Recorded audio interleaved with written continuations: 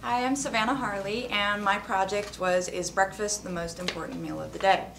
So I got the idea because a while back, a bunch of my friends and I were talking about whether or not we had breakfast before we came to school.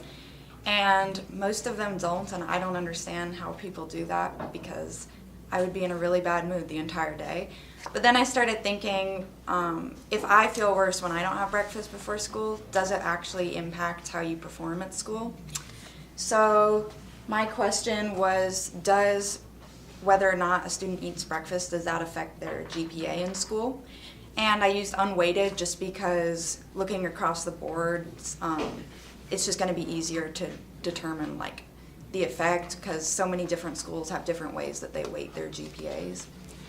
And then my hypothesis was that if eating breakfast does affect your GPA, then students who eat breakfast before school will have a higher GPA.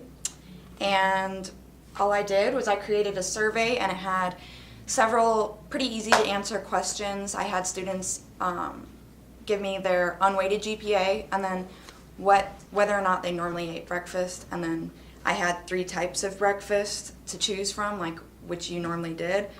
And so I had one that was like protein and produce based, so like protein shakes, fruits, all of that, and then bread based breakfast like bagels or toast, and cereal and milk.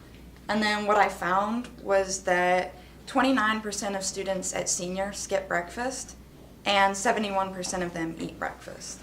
And then going from that, I also found out that there was a relationship and that the students who eat breakfast before school had a higher average GPA than those who didn't.